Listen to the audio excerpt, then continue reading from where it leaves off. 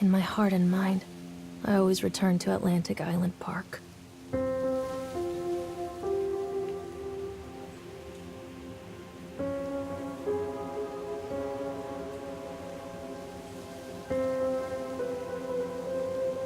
Where's Mr. Bear? I haven't seen Mr. Bear, Callum.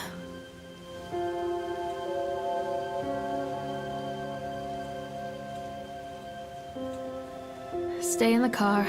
I'll go and ask information.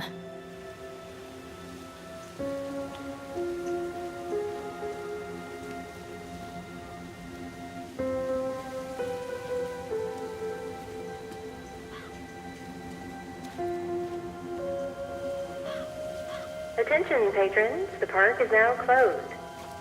Please make your way to the car park at your earliest convenience. Employees, prepare the park for shutdown. Callum was born the day this place opened. This is his favorite place in the world.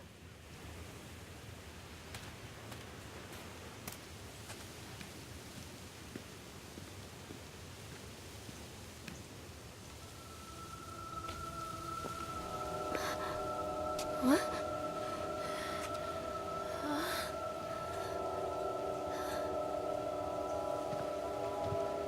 Hey, Lorraine. Lorraine. Don't blame yourself, Lorraine. People lose things all the time. Take a deep breath and think about the last place you saw your son's teddy bear. Hey, stop! I think your boy just ran into the park. I'll unlock the gates for you.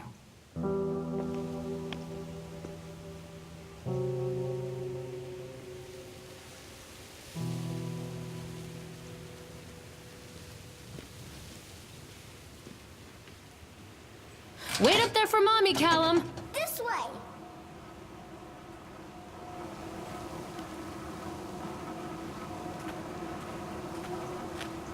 There's something special about the entrance to an amusement park. A line drawn between the real world and the world of whimsy within. On this side, the apathy of our everyday lives. And on the other, anything we might dare to dream. It's no wonder Callum ran back inside. I wouldn't want to leave either. Attention, employees. The park is now closed. Have a safe journey home.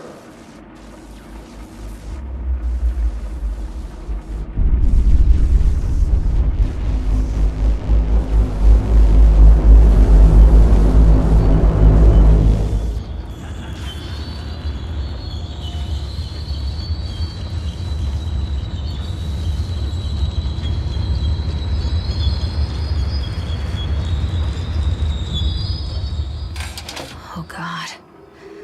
The park. What happened here? It's easy to get lost here.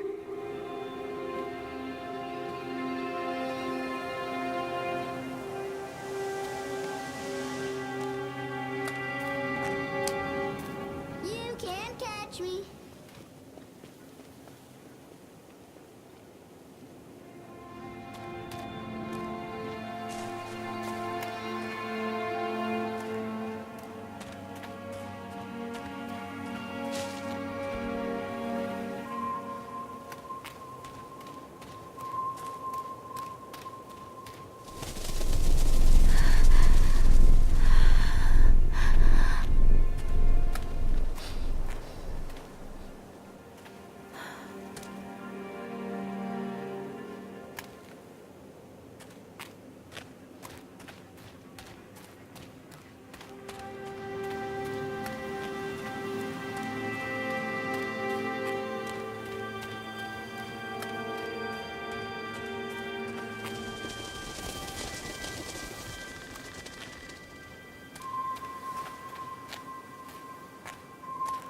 I think this belongs to Callum.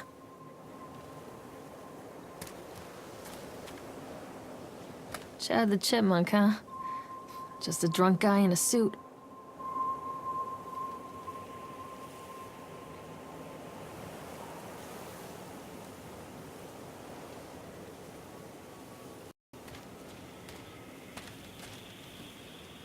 What is this about?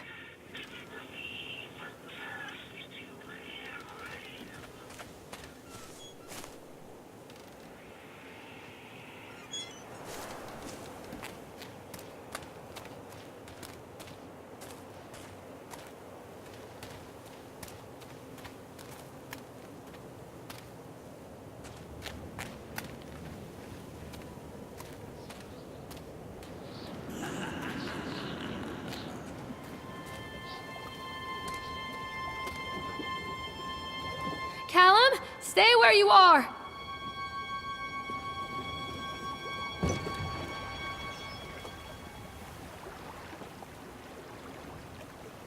Come on, Mommy. Mommy needs to see you, Callum.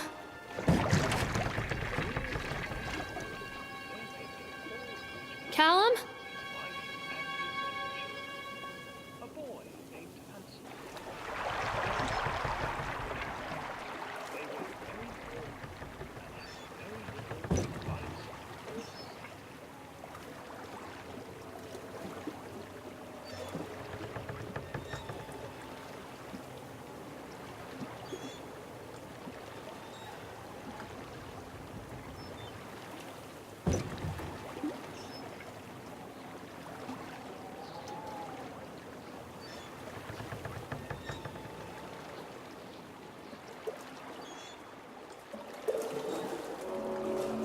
Near a great forest, there lived a poor woodcutter, his wife and his 2 children. A boy named Hansel and a girl named Gretel. They were very poor and had very little to bite or sup.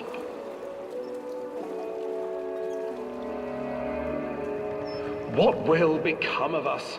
the woodcutter asked his wife one night. "I tell you what, husband, we will take the children into the thickest part of the forest tomorrow and abandon them there." "No, my wife, I cannot do that," said the man. "Then we will all 4 starve, you fool."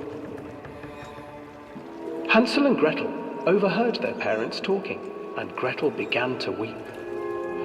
"Do not fret, Gretel," Hansel said.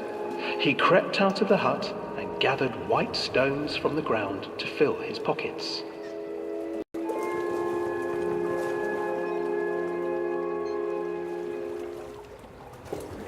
The next morning, the woodcutter leads the children into the forest. Before they leave, their mother gives them a slice of bread and warns them that they will get no more food that day. Clever Hansel leaves a trail of white stones behind them as they pass into the woods. When their father leaves them, the children wait a while, then follow the trail back to their parents' house. After receiving a thorough scolding from their parents for getting lost in the woods, the children are sent to bed without any supper. Hansel tried to sneak out and collect more white stones, but found that the door was locked. "Tomorrow I will take them into the woods myself," the wife told the woodcutter. In the morning, their mother gave them a slice of bread and led them deep into the forest once again.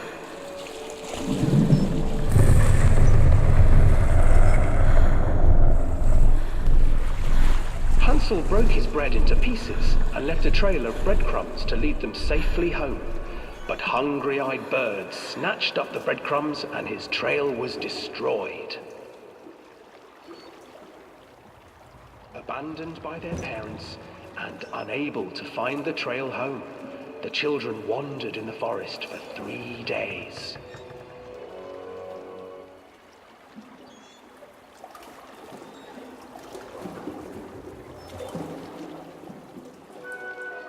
The children stumbled into a clearing with an exceedingly strange house. Its walls were made of gingerbread, and its windows were panes of clear sugar. Hansel, desperately hungry, ran forward and began to nibble on the walls.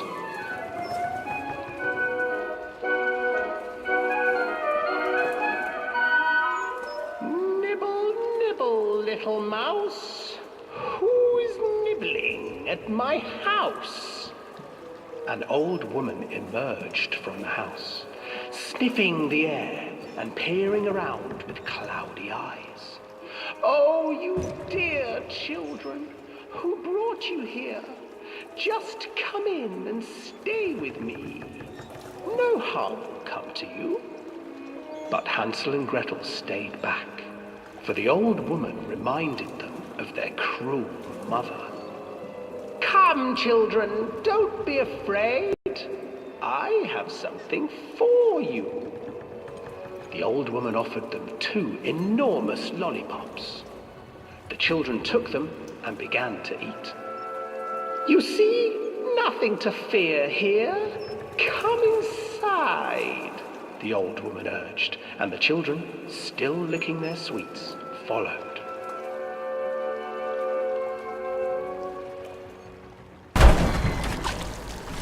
Once inside the house, the old woman changed. She stuffed Hansel into a cage and put Gretel to work, sweeping and cleaning her hut. "Your brother will make a good mouthful," the old witch told Gretel. "Once he is fattened up, I shall feast upon him."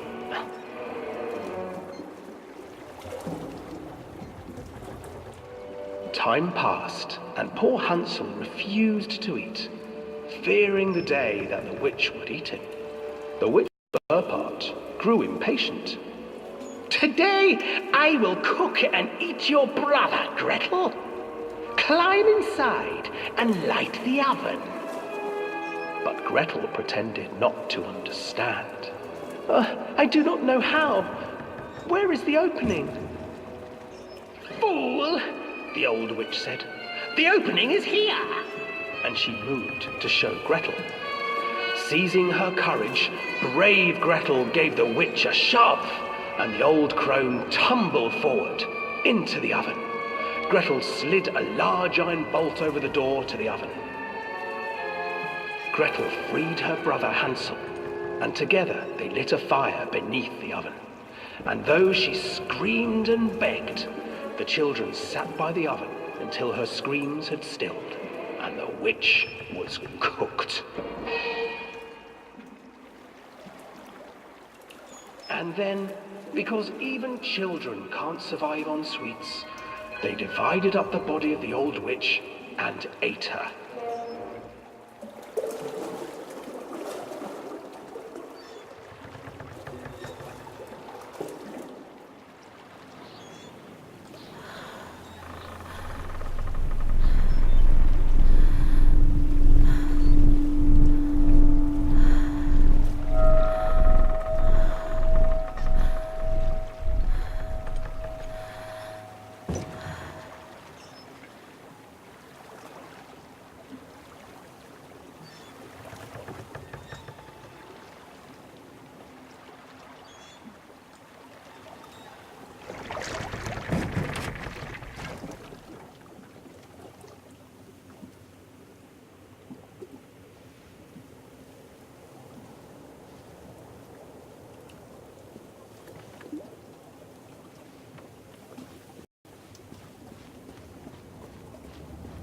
Hansel and Gretel. I used to read it to Callum when the electricity was shut off. Those poor children. The whole world against them. The forest, the birds, the old witch, even their own parents. I used to imagine that Callum and I were the kids in that story. Not mother and son, but brother and sister, hand in hand against the unkind world. We were always hungry, looking for our own house made of candy. Looking for the sweetness that could take the pain away. Hunger leads people to desperate, terrible places where the tree branches reach like claws.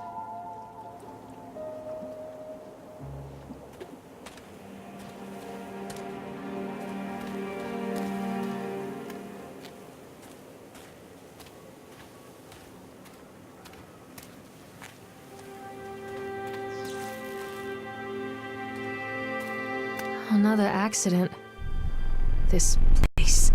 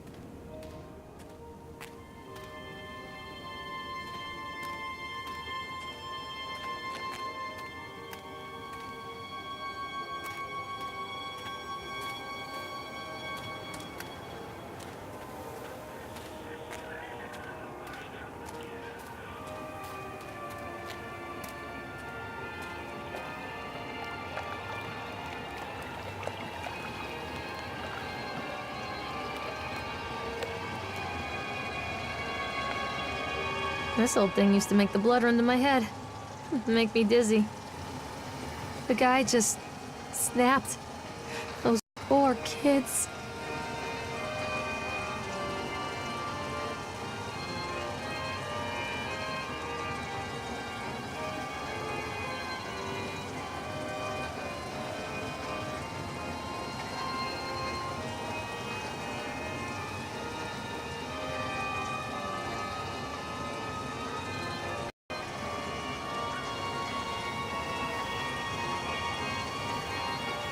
I can't get on while it's moving.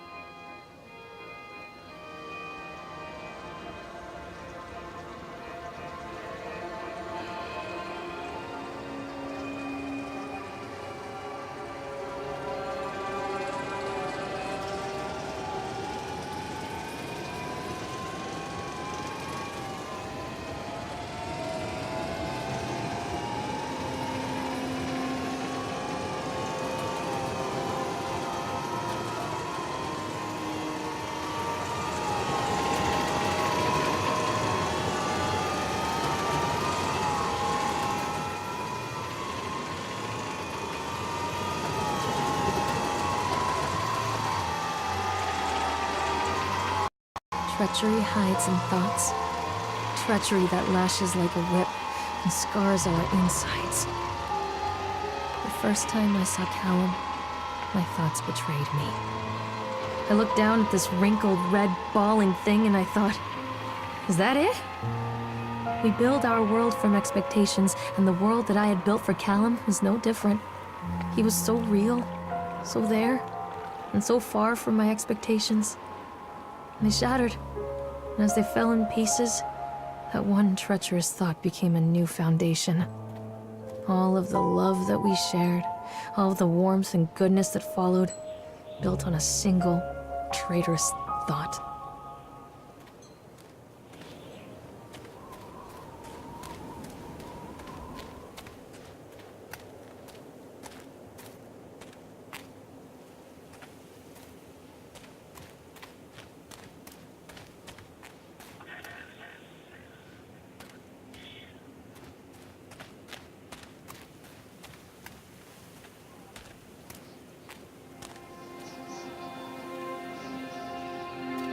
Constant crashes and 80s music. Guess it floats someone's boat.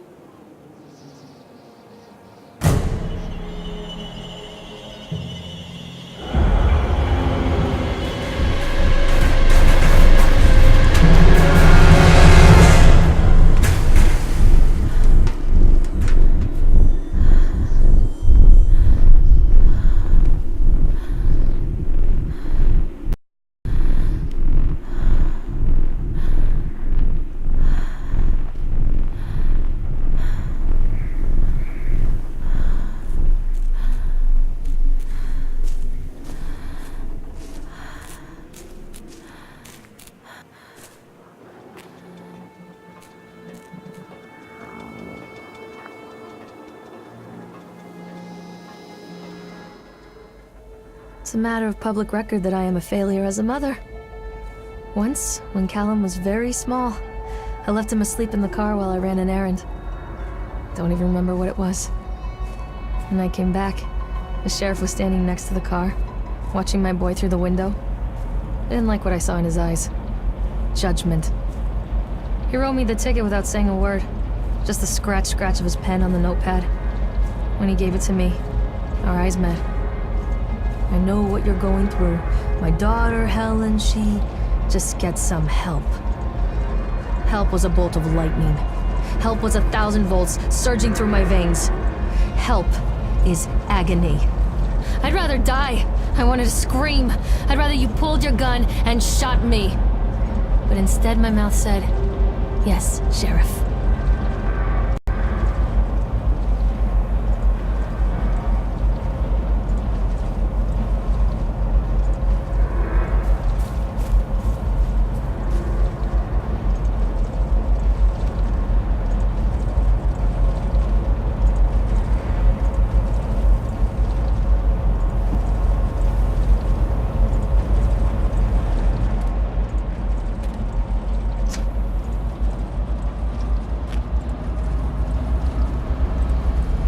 I can't get on while it's moving.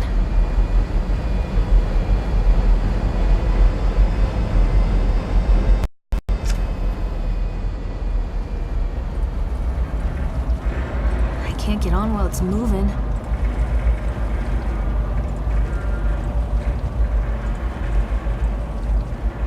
I can't get on while it's moving. Callum! Tell Mommy where you are! I can't get on while it's moving.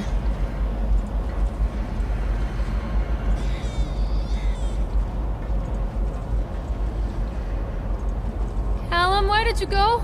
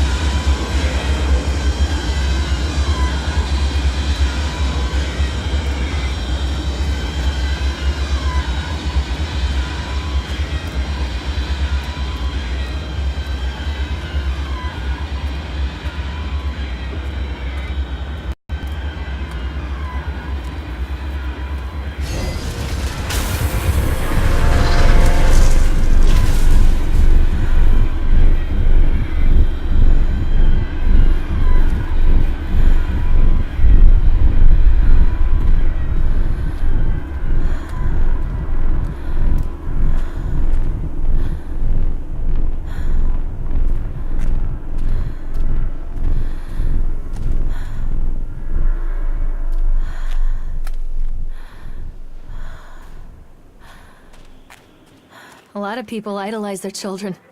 You hear them talking about their kids and just the way they talk, their fucking voices make me want to vomit.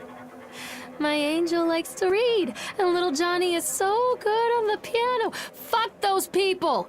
You give up 9 months of your life carrying them, you traumatize yourself giving birth to them, and then you spend the rest of your life as their slave.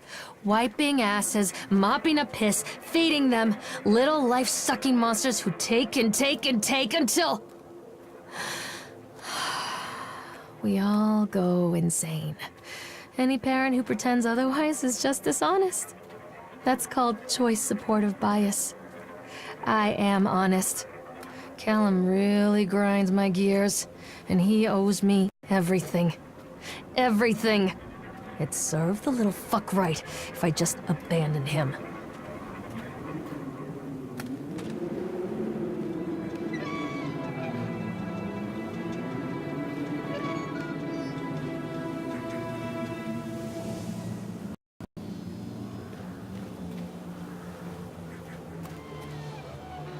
I always wanted to ride this one.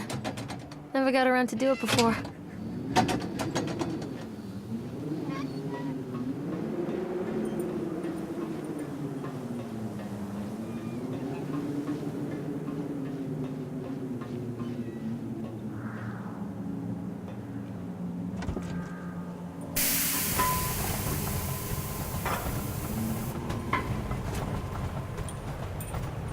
What do you want? We need to talk about Callum. What do you mean? What have you done to him? That's insulting.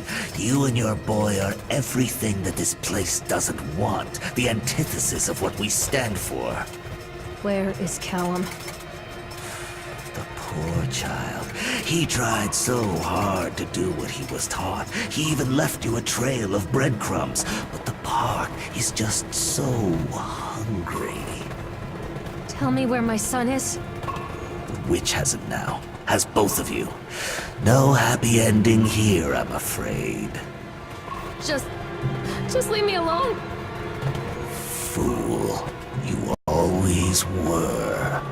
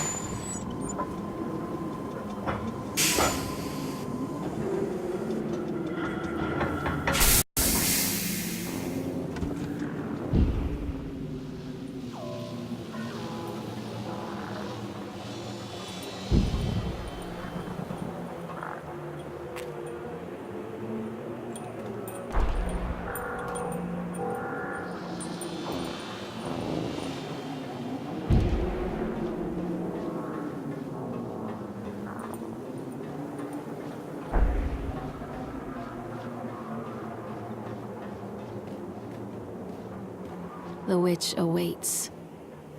I can help you, Callum.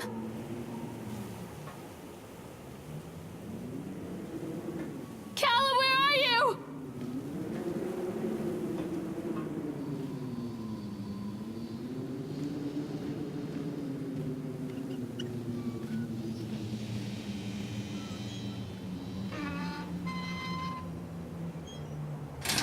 Callum has bruises on his arms, finger marks.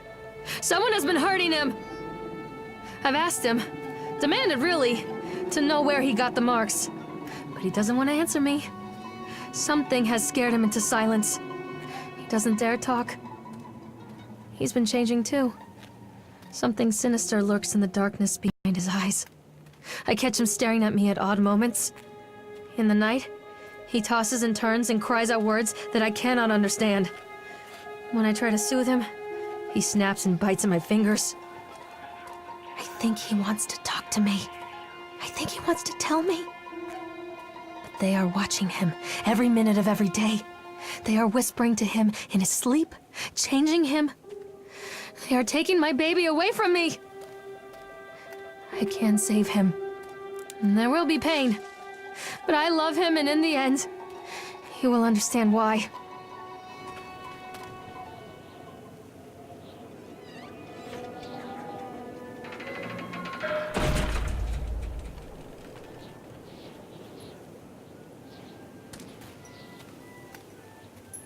The whole town was shocked by that one. Never found out who did it.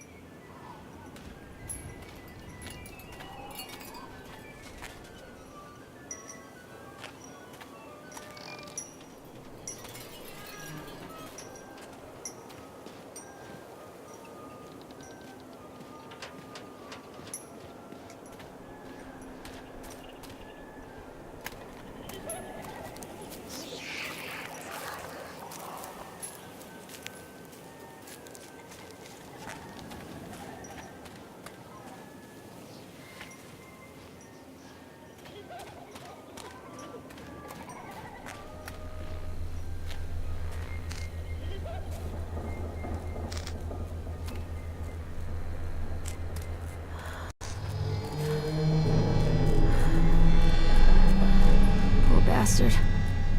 Who did this to him?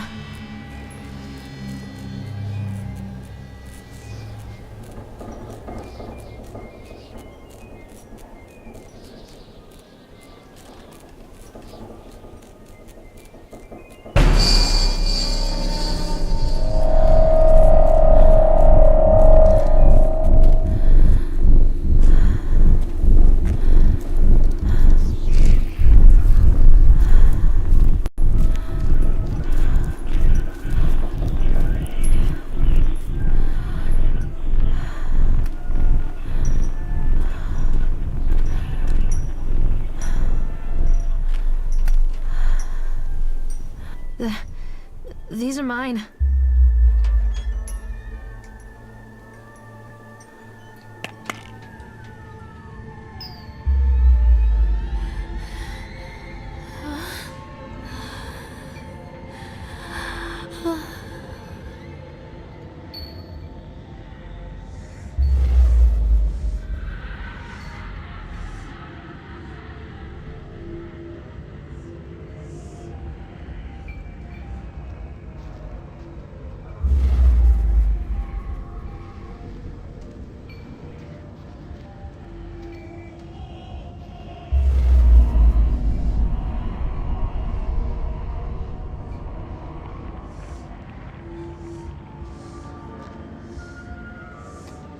Don't touch me!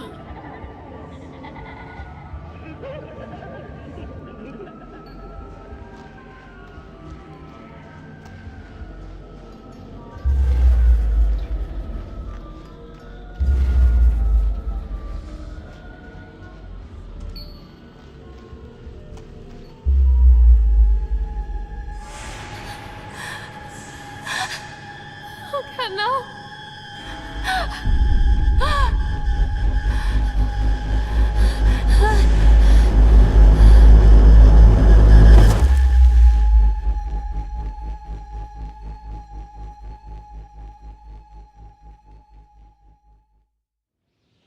Ugh.